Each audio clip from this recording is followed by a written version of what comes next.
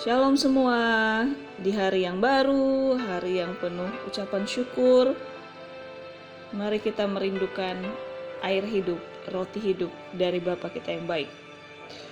Saya diberkati dari Mazmur 10.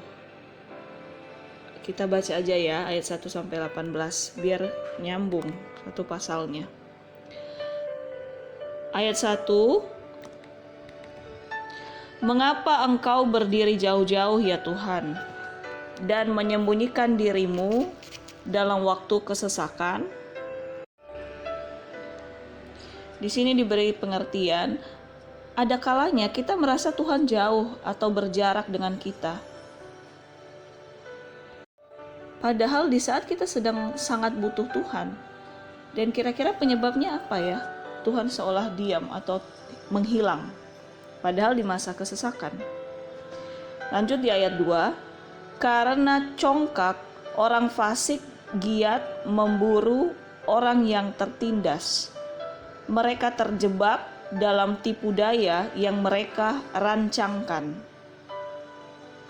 Jadi ini dua oknum yang berbeda ya. Tadi oknum orang yang sedang membutuhkan Tuhan dan mengalami kesesakan. Ini oknum yang dijelaskan kedua itu oknum atau orang-orang yang congkak atau bersifat fasik atau jahat di hadapan Tuhan. Kita ikuti aja dulu alurnya ya.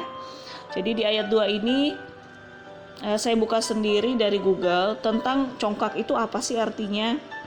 Congkak itu merasa atau bertindak dengan memperlihatkan diri seolah paling kaya, paling pandai, atau kata lain dari congkak ya sombong. Jadi bisa diartikan pribadi seperti ini yang congkak memiliki roh tinggi hati.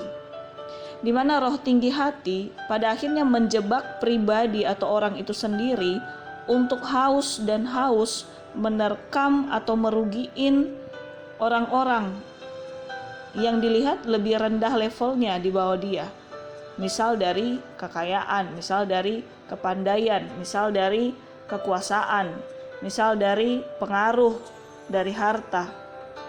Dan bahayanya, roh tinggi hati lama-kelamaan itu membutakan diri, membutakan mata, membutakan hati.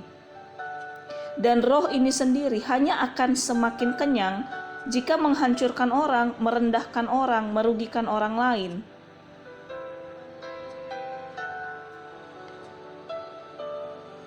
Sehingga semakin dia merusak orang lain, merendahkan orang lain, menghancurkan orang lain, mencari celah keburukan orang lain, roh tinggi hati yang dalam hati orang seperti ini akan semakin seperti dikenyangkan, semakin dibuai. Dan akhirnya orang ini sendiri yang mengizinkan roh tinggi hati berkuasa atas dirinya, ya dia menjadi budak atas tinggi hati itu, atas roh itu. Dan suatu saat nanti namanya budak ya diperalat kan. Jadi benar-benar kita hati-hati. Jangan karena posisi kita sedang di atas, jangan karena kita sedang memiliki banyak hal, atau kita sedang dielu-elukan, atau kita sedang dipandang, kita seolah seperti teladan. Jangan kita terkecoh, jangan kita mau untuk memupuk rasa tinggi hati dalam hati dan hidup kita. Makanya semakin kita diangkat tinggi, semakin daging kita terasa enak, menikmati semua yang enak di dunia ini. Prinsip harus tetap tegas seperti yang saya jelaskan kemarin. Prinsip harus tetap kembali ke Tuhan, merendahkan diri ke Tuhan, mengucap syukur semua yang kita miliki hanya dari Tuhan. Itulah penangkal bagaimana roh tinggi hati tidak menjadi tuan atas hidup dan diri kita atau masa depan kita. Tetap tuan atas diri kita hanya Tuhan Yesus, Bapa kita yang baik dan setia. Amin. Tapi kalau roh tinggi hati itu kita biarkan masuk dalam hidup kita, kita ikuti maunya dia dan akhirnya kita menjadi budaknya dia, maka seperti ada di firman Tuhan, siapa yang tinggi akan direndahkan. Jadi ada waktunya. Orang yang memiliki roh tinggi hati akan direndahkan serendah-rendahnya, lebih rendah dari orang yang terendah. ada waktunya. Kejatuhannya itu sudah ada di depan matanya, cuma belum terlihat aja. Karena itu sudah firman Tuhan, siapa yang tinggi akan direndahkan, tapi siapa yang rendah akan ditinggikan. Maksudnya rendah bukan kita mendoakan supaya kita tidak punya apa-apa, supaya kita melarat, supaya kita jatuh miskin, enggak. Maksudnya rendah siapa yang merendahkan hati di hadapan Tuhan, siapa yang merendahkan dirinya di hadapan Tuhan, siapa yang menganggap semua dari Tuhan dan semakin merendah di hadapan Tuhan, maka cepat di depan jalannya juga Tuhan pasti tinggikan, Tuhan pasti buka jalan, Tuhan pasti promosikan, Tuhan pasti berikan mujizat, kemudahan, keberuntungan. Seperti kata Tuhan, kita anak-anak yang ikut Tuhan pasti berhasil dan beruntung. Bukan hanya berhasil itu bisa karena usaha, bisa karena kerja keras, karena Tuhan juga kasih kemampuan dan hikmat. Bisa, makanya orang yang tidak kenal Tuhan bisa berhasil kan. Tapi beruntung itu adalah sesuatu yang tidak diusahakan tapi bisa didapatkan, tapi dengan halal ya. Kalau dengan gak halal itu bukan beruntung, itu namanya. Dan roh keberuntungan yang sejati hanyalah dari kasih karunia Tuhan sama kita. Seperti kita beruntung jadi anaknya karena Tuhan rela mati buat kita, bukan karena kerja keras kita, bukan karena keberhasilan kita untuk menghindari dosa. Enggak, kita bahkan gak punya kuasa atau kekuatan menghindari dosa, menghindari hal buruk. Tapi ketika terus kita merendahkan diri di hadapan Tuhan, menganggap kita ini hanyalah anak yang diselamatkan, maka kita gak ada alasan kita lupa diri. Apalagi gak ada alasan kita mau untuk tinggi hati, baik di hadapan Tuhan atau orang lain. Jadi kuncinya bukan bagaimana kita berusaha baik, karena kita gak bisa berusaha baik dengan daging kita. Daging kita gak ada kekuatan. Daging ini dari dunia, dari si jahat juga. Jadi jangan terlalu berlebihan merawat daging, merawat tubuh bagian luar, karena ini dari si jahat, dari si iblis, dari dunia kan. Tapi yang membuat kita berharga roh di dalam kita, roh Tuhan di dalam kita, yang membuat kita berharga, bersinar, berkualitas baik di bumi maupun di surga kelak. Amin. Mari terus memiliki roh kerendahan hati di hadapan Tuhan, karena itulah yang menyenangkan hati Tuhan dan yang membuat Tuhan terpancar melalui hati, hidup, perkataan, perbuatan kita. Memang gak mudah selalu rendah hati. Kalau gak punya apa-apa gampang merasa rendah hati. Tapi kalau punya banyak hal, berhasil, gak gampang tetap rendah hati. Tapi kalau kita tetap kembali takut akan Tuhan, tetap kembali minimal mengucap syukur untuk apapun, minimal tetap mau mendengarkan firman-Nya walaupun melalui media sosial atau baca firman, atau mengucap syukur melalui doa. Itu yang selalu mengingatkan kita kelak, supaya yang kita bawa roh-roh kebaikan dari Tuhan, bukan roh-roh tinggi hati atau roh-roh pengaruh lain dari dunia ini, yang asal muasalnya dari si jahat, dari si iblis, penguasa dunia kan. Lanjut di ayat 3. Karena orang fasik memuji-muji keinginan hatinya, dan orang yang loba mengutuki dan menista Tuhan. Agak serem ya. Ada ya manusia yang berani mengutuki Tuhan. Wow. Kalau dari Google kembali, dari Kamus Besar Bahasa Indonesia secara online, loba itu artinya selalu ingin mendapat atau memiliki banyak, lebih daripada yang dia butuhkan malah. Tapi ingin dapat terus, ingin memiliki sebanyak-banyaknya, ingin menimbun sebanyak-banyaknya. Harta, kekayaan, atau apapun yang diinginkan oleh hatinya. Bisa dikatakan serakah atau tamak. Terus menistakan itu artinya apa? Jadi ingat kasusnya salah satu petinggi lah dulu ya, yang dipenjara karena dikenakan karena menistakan agama. Menistakan itu bisa diartikan menghina, merendahkan, baik derajat atau sebagainya. Dan terlebih di sini diarahkan merendahkan Tuhan, menistakan Tuhan. Kenapa orang serakah atau orang tamak berani-beraninya merendahkan Tuhan? Bahkan mengutuki Tuhan loh. Oh, serem banget. Apa sih pengaruh roh keserakahan ini?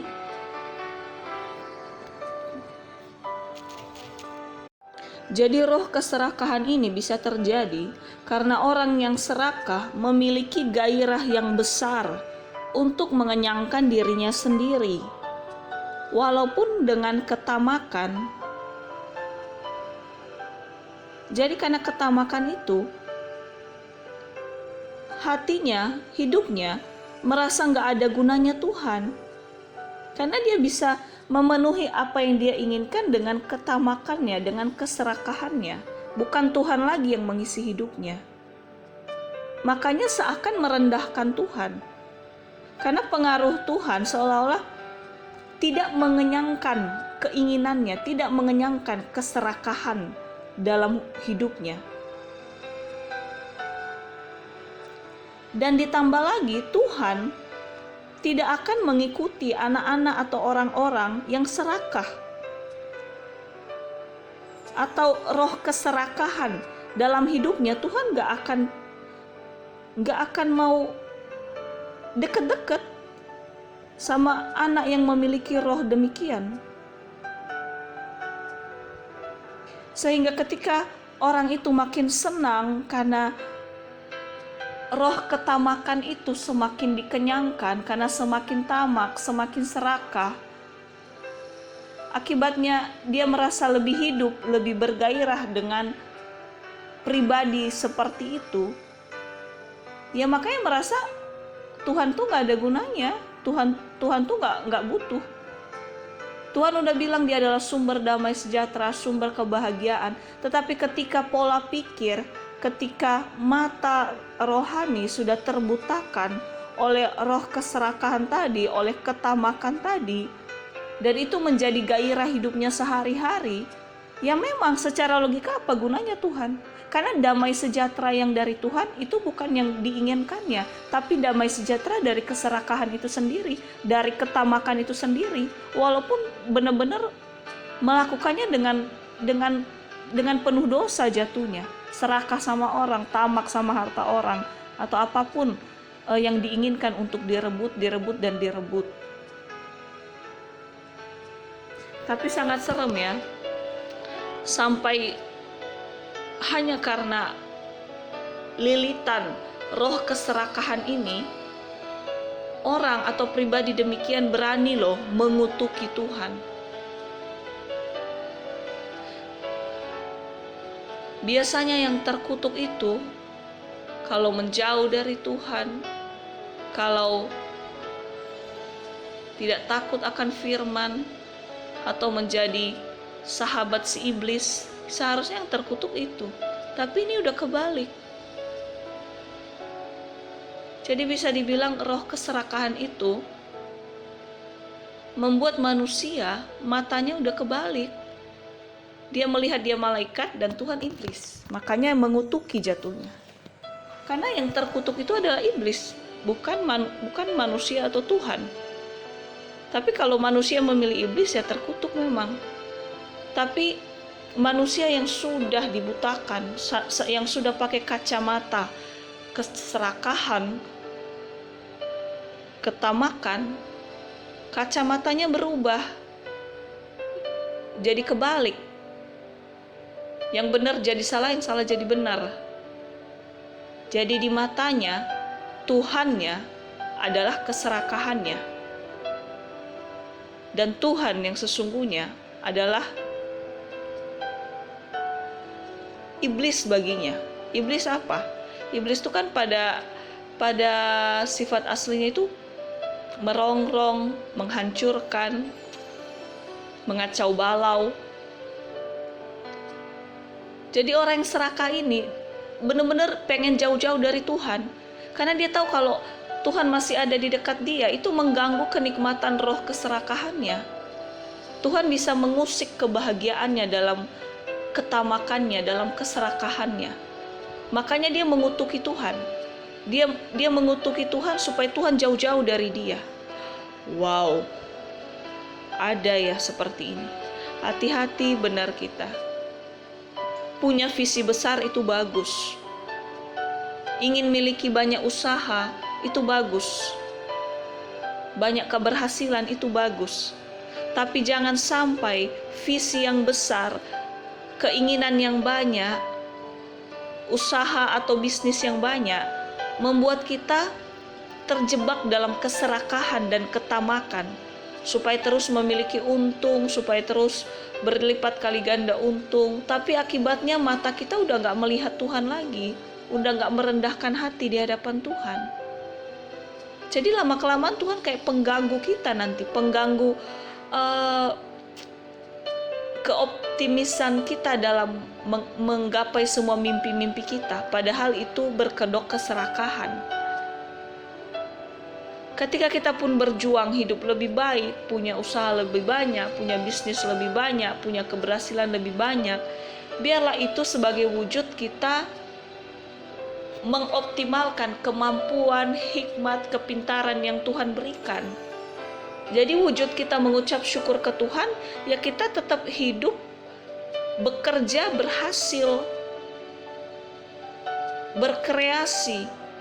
Tidak juga dia malas-malasan. Itu sama aja menghina Tuhan, menghina apa kemampuan yang sudah Tuhan berikan. Setiap anak-anak, setiap manusia yang Tuhan ciptakan, Tuhan kasih kemampuan pasti dalam hal-hal tertentu, unik. Jadi kembali lagi, kalau kita pun punya mental ingin berhasil, memang harus punya mental ingin berhasil. Anak-anak Tuhan harus mau berhasil dong. Bapak aja berhasil bangkit dari kematian dan hidup kembali, masa kita anaknya kembali mati dalam kemiskinan, mati dalam usaha, mati dalam pekerjaan? Jangan juga, tolak dalam nama Yesus. Kita memang harus punya visi yang besar, harus punya tekad yang besar untuk berhasil. Tapi kembali lagi, biarlah itu sebagai wujud kita mengucap syukur untuk mengucap syukur dengan mengaktifkan semua tenaga, kemampuan, kepintaran yang kita miliki dalam keberhasilan ke depannya. Itu ucapan syukur kita ke Tuhan. Kita berhasil, itu wujud ucapan syukur. Jangan terjebak pengen berhasil, pengen kaya, karena ingin menguasai banyak hal, karena serakah tadi. Ingin menguasai yang lebih daripada apa yang Tuhan percayakan, atau bukan miliknya tapi dia rebut demi kuasanya lebih besar, demi uangnya lebih banyak. Serakah. Pingin dan pingin terus. Tapi keinginan di arah yang salah, serakah jadinya. Jadi kalau udah terjebak di roh keserakahan tadi, ya udah, emang iya merasa nggak butuh Tuhan. Merasa Tuhan itu kalau ada di dekat dia itu ngeganggu. Karena Tuhan gak akan memberkati, gak akan memberikan semangat untuk orang yang serakah, gak mungkin. Jadi please, sama-sama melalui firman ini, kita benar-benar diubahkan dan disadarkan. Jangan sampai kita mengutuki Tuhan, menistakan Tuhan, merendahkan Tuhan. Hidup kita dapat berfungsi itu karena kemurahan Tuhan. Jangan karena Tuhan kasih kita hak bebas untuk memilih, maka kita memilih yang salah. Kita memilih untuk menjadi budak roh tinggi hati, roh keserakahan, dan pengaruh-pengaruh buruk lainnya. Bukan itu maksud Tuhan. Bukan itu maksudnya Tuhan kasih kita kebebasan memilih.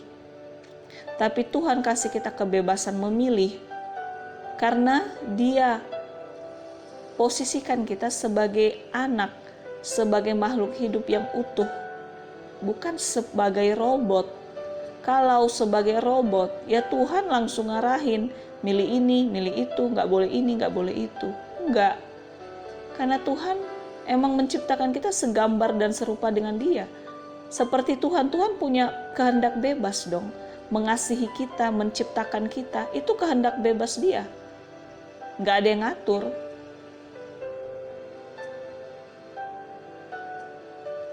Tapi wujud kehendak bebas Tuhan yaitu kasih. Karena kasih-Nya yang besar, makanya Dia menciptakan kita supaya Dia bisa mencurahkan kasih-Nya ke kita. Karena kalau hanya menciptakan tumbuh-tumbuhan, binatang, nggak nyambung kasih sayangnya Tuhan itu. Harus yang sejenis dengan Dia, segambar dan serupa dengan Dia, baru kasih-Nya tertransfer.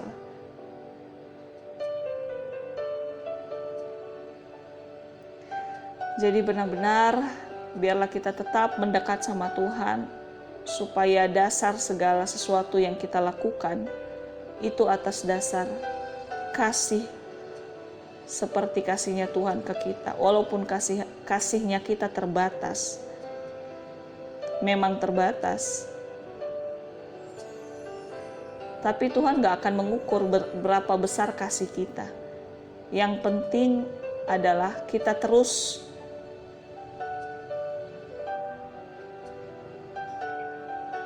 mau digendong sama Bapa. Itu sudah lebih cukup untuk Bapa kita yang baik.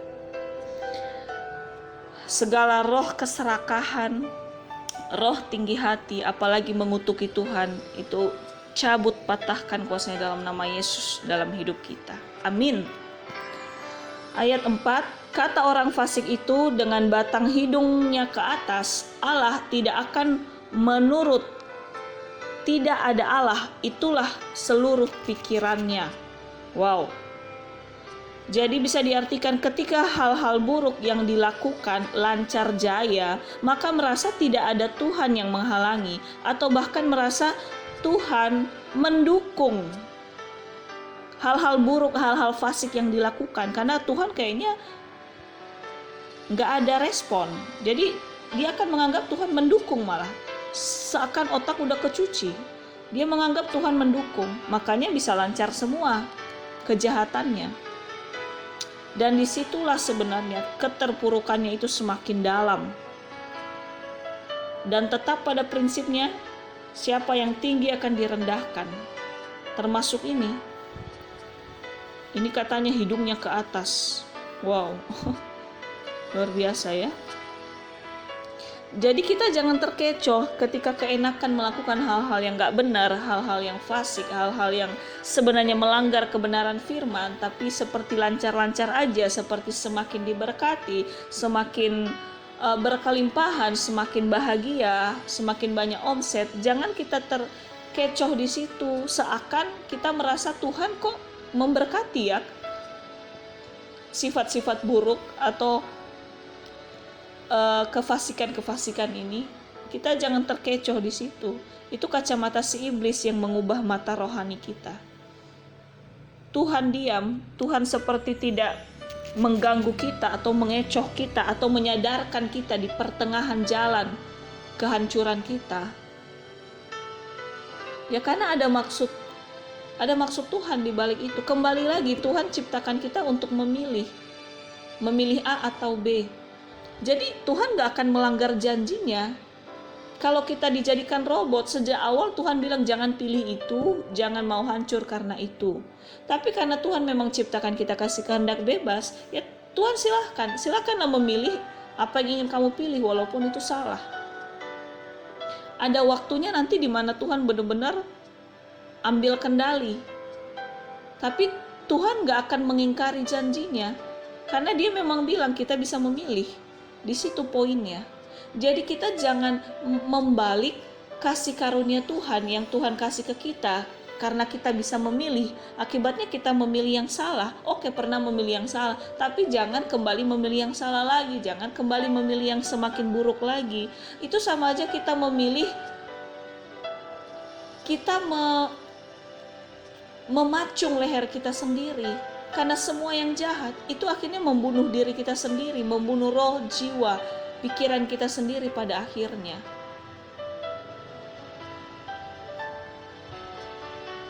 Dan mungkin kalau seolah benar-benar kita hampir mati karena keburukan itu, ya di situ Tuhan tarik, seperti tarik pelatuk senapan supaya nggak keburu ketembak.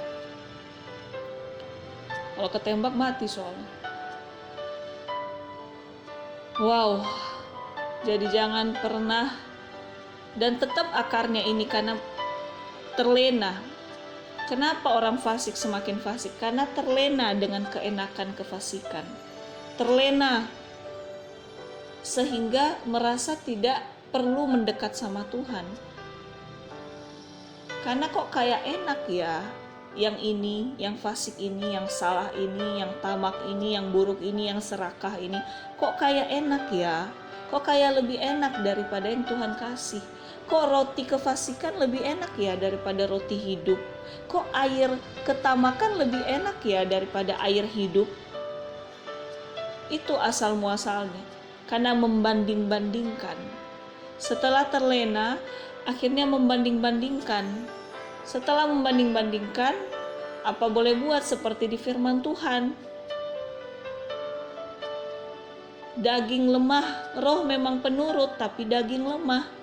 Jadi ketika daging kita lebih suka dikenyangkan sama hal-hal dunia, jelas daging itu dikenyangkan sama hal-hal dunia.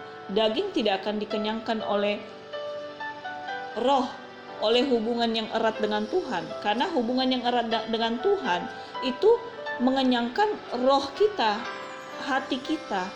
Tapi daging kita dikenyangkan oleh dari dunia.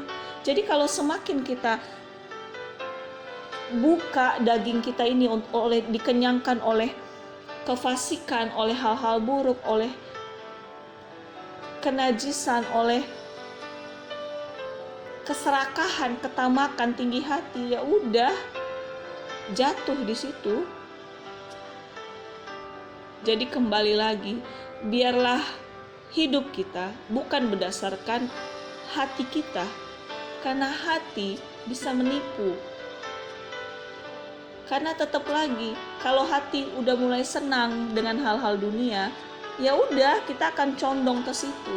Tapi tetap mari sungguh-sungguh dari firman ini mengingatkan, prinsip tetaplah prinsip.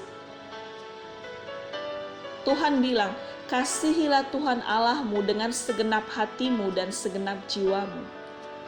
Kasihilah, itu adalah perintah, bukan pilihlah mengasihi atau tidak. Jadi tubuh, jiwa, dan roh kita harus bisa memerintahkan hidup kita, memerintahkan daging kita untuk tetap takut dan mengasihi Tuhan apapun keadaannya. Sekalipun di luar Tuhan lebih nikmat, lebih menguntungkan, lebih menjamin kekayaan, kemewahan, kelimpahan. Tapi jangan sampai prinsip kita itu kabur untuk terus takut akan Tuhan.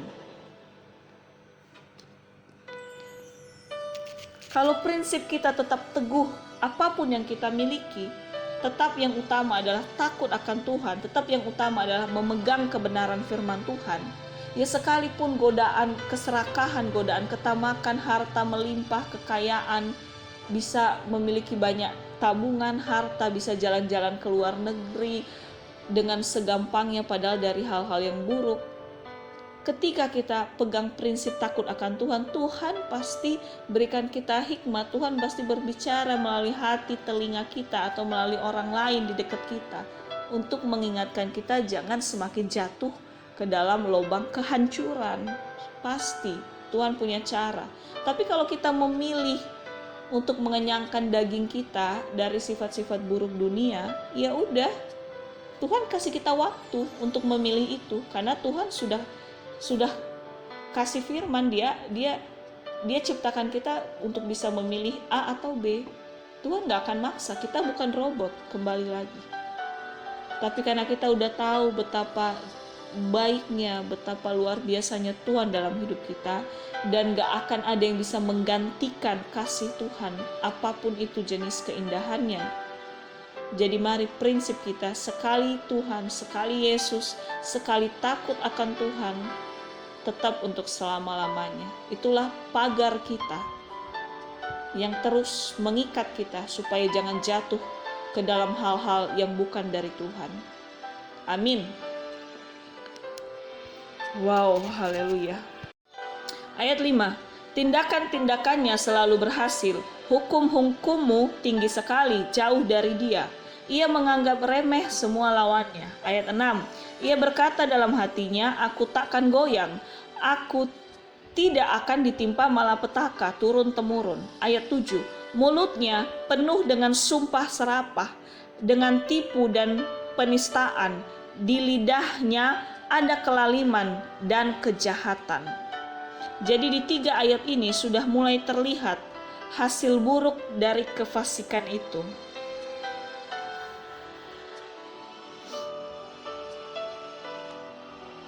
Setelah merasa Tuhan tidak mengacaukan kefasikan atau hal-hal buruknya, makin meremehkan orang di sekitarnya, makin merasa tidak akan menuai karma buruk dari keburukan yang dia buat, tidak akan menuai yang buruk dari keburukan yang dia tabur. Dan benar-benar di ayat 7 ini malah mulutnya penuh dengan sumpah serapah, dengan tipu dan penistaan di lidahnya. Jadi benar-benar semua organ-organnya digunakan untuk ikut melakukan yang buruk, termasuk lidah, termasuk sumpah serapah, menyumpahi hal-hal lain di luar dia. Itu bisa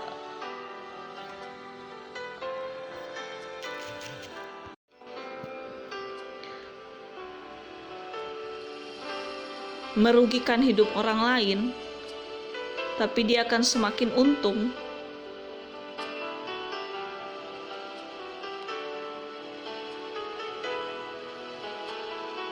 Dan benar-benar di sini di lidahnya ada kelaliman dan kejahatan. Bukan hanya niat hati lagi yang fasik, tapi benar-benar fisiknya pun ikut melakukan hal yang fasik. Wow, ketika satu celah dibuka, maka semua celah terbuka juga. Ketika ingin melakukan hal-hal yang buruk, hal-hal yang fasik, tinggi hati, serakah, maka lama-kelamaan ya udah, semua anggota tubuh, hati, pikiran, lidah, perkataan, isinya semua sampah, isinya semua kefasikan, keserakahan. Benar-benar sudah menjadi budak 100% pada akhirnya.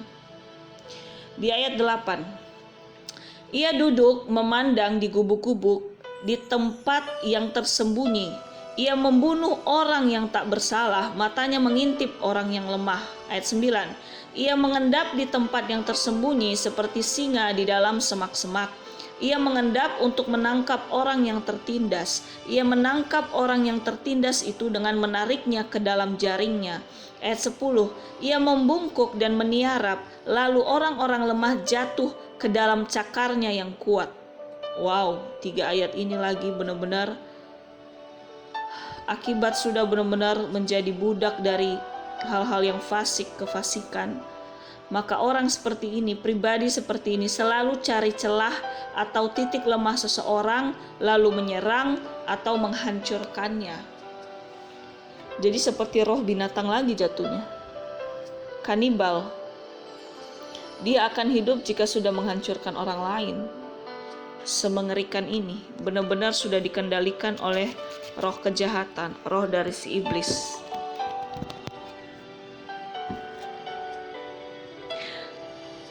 Karena memang si iblis, si jahat, dia akan melakukan 1001 cara untuk menggemukkan badan kita. Maksudnya apa? Untuk memberikan apa yang menyenangkan daging kita, entah itu kekayaan, kelimpahan, jabatan, kemewahan, harta berlimpah. Iblis bisa kasih itu loh. Kita hati-hati di situ. Tidak selamanya kemewahan, harta berlimpah itu dari Tuhan. Yang membedakan itu dari iblis atau Tuhan, kalau kita semakin terjebak dalam kemewahan, dalam harta, dalam kekuasaan, dalam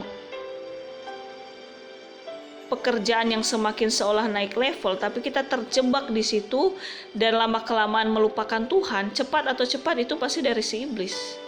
Tapi karena kita udah keenakan, siapa sih yang nggak keenakan harta berlimpah, kuasa yang banyak, kekuatan yang semakin dahsyat,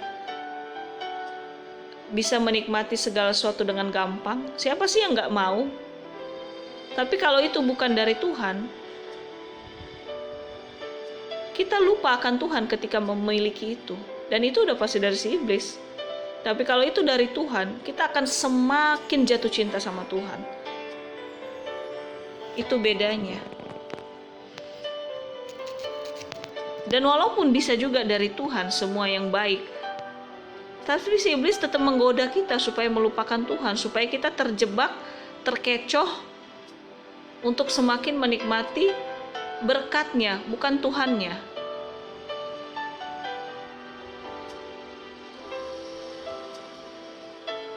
Jadi seolah setelah diri dihancurkan atau diperbudak sama roh kefasikan, sama ketamakan, keserakahan, maka seolah daging kita ini, tubuh kita ini, hidup kita ini menjadi duta, perpanjangan tangan dari si jahat untuk menghancurkan orang-orang di sekitar kita juga, untuk merugikan, untuk merampas harta, merampas apa yang dimiliki orang-orang sekitar kita, untuk seperti seolah-olah makin mengenyangkan kita, makin menambah kekayaan kita, padahal itu sebagai tipu muslihat si iblis. Itu sebenarnya mengenyangkan si jahat. Kekenyangan si jahat apa? Kehancuran anak-anak Tuhan. Titik. Semakin kita hancur, semakin banyaklah temannya dia di neraka nanti. Jangan mau masuk ke neraka. Jangan mau masuk ke tipu muslihat si jahat. Pandangan kita memang terbatas, insting kita terbatas, kepekaan kita terbatas. Tapi kita nggak usah berpatok sama kepekaan atau kehebatan kita tentang firman, nggak usah. Tetap aja rendahkan hati kita, terus kembali ke Bapa, mengucap syukur ke Bapa. Kuasanya yang membuat kita tidak jatuh ke dalam kehancuran yang jauh lebih hancur, bahkan menghancurkan sekitar kita. Itu lebih ngeri lagi. Wow, ayat 11. Ia berkata dalam hatinya, Allah melupakannya. Ia menyembunyikan wajahnya dan tidak akan melihatnya untuk seterusnya. Jadi kembali diartikan di sini, semakin terlena dalam kejahatannya, sehingga berasumsi sendiri kalau Tuhan itu nggak ada kekuatan untuk menahan orang-orang yang berbuat jahat ini supaya tidak berbuat jahat. Malah udah berasumsi seperti itu. Kacamatanya udah benar-benar dicuci habis sama si iblis, sama si jahat, sama dunia. Padahal kembali lagi, Tuhan bukan diam, tapi Tuhan sudah bilang, Dia kasih kehendak bebas ke kita. Kita bisa pilih berkat atau kutuk. Jadi ketika kita pilih kutuk, ya nikmatilah itu. Ada kalanya kamu akan teriak kembali untuk tidak mau hancur sama kutukan itu. Dan disitulah Tuhan turun tangan. Bukan Tuhan gak peduli, tapi Tuhan tidak akan mengingkari kebenaran firman-Nya. Kita manusia bukan robot. Tuhan kasih kita kehendak bebas untuk memilih. Tapi kalau kita benar takut akan Tuhan, jangan mau kita memilih takut akan hantu, takut akan kefasikan, mengikuti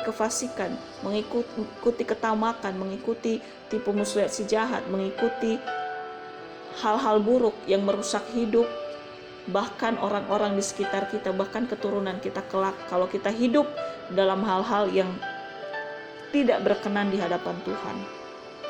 Wow, di ayat 12. Bangkitlah Tuhan, ya Allah, ulurkanlah tanganmu. Janganlah lupakan orang-orang yang tertindas. Ayat 13. Mengapa orang fasik menista Allah, sambil berkata dalam hatinya, engkau tidak menuntut. Ayat 14. Engkau memang melihatnya, sebab engkaulah yang melihat kesusahan dan sakit hati, supaya engkau mengambilnya ke dalam tanganmu sendiri. Kepadamulah orang lemah menyerahkan diri, untuk anak yatim engkau menjadi penolong. Ayat 15, patahkanlah lengan orang fasik dan orang jahat, tuntutlah kefasikannya sampai engkau tidak menemuinya lagi. Ayat 16, Tuhan adalah Raja untuk seterusnya dan selamanya, bangsa-bangsa lenyap dari tanahnya. Ayat 17, keinginan orang-orang yang tertindas telah kau dengarkan, ya Tuhan, engkau menguatkan hati mereka, engkau memasang telingamu. Ayat 18, untuk memberi keadilan kepada anak yatim dan orang yang terinjak, supaya tidak ada lagi seorang manusia di bumi yang berani menakut-nakuti. Jadi maaf agak saya baca aja, soalnya ini benar-benar sudah dijelaskan secara detail, cuma dapat disimpulkan, dibukakan di sini. Tuhan sebenarnya tidak pernah tinggal diam atas kefasikan, dan juga tidak pernah tinggal diam untuk tidak berbuat apa-apa untuk orang yang tertindas. Tapi tetap Tuhan tahu waktu yang terbaik di mana Ia akan bertindak. Tapi apapun yang terjadi, Bapa terus memberikan kekuatan dan mendengarkan seruan orang yang tertindas, sekalipun belum langsung terjadi perubahan, atau sekalipun kita belum melihat ada perubahan atau ada mujizat yang besar seperti yang kita bayangkan atau kita harapkan. Karena kembali lagi, Tuhan tahu waktu yang terbaik. Kapan Tuhan diam, kapan Tuhan hanya melihat, kapan Tuhan mulai melototi, kapan Tuhan mulai mengangkat tangannya, dan kapan Tuhan mulai menggendong kita kembali, kapan Tuhan benar-benar menegur orang-orang yang berbuat fasik atau melawan firman. Tuhan yang tahu waktunya. Kita nggak pernah bisa ngatur Tuhan, karena kita adalah anak, kita bukan Tuhan. Tapi Tuhan rela menjadi yang terendah untuk kita yang rendahan ini, karena Dia mengasihi kita. Jadi mari benar-benar hari ini kita disadarkan, sekalipun banyak godaan di dunia ini, tapi jangan memilih hidup dalam godaan sekalipun awalnya enak. Tetap apapun itu pegang prinsip hiduplah di dalam Tuhan. Enak atau tidak enak, tetap takut akan Tuhan.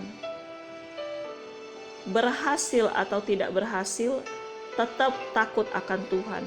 Karena akan ada waktunya, Tuhan pasti bertindak. Amin.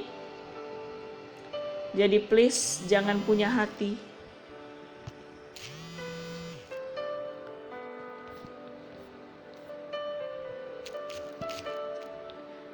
yang mau mengutuki Tuhan.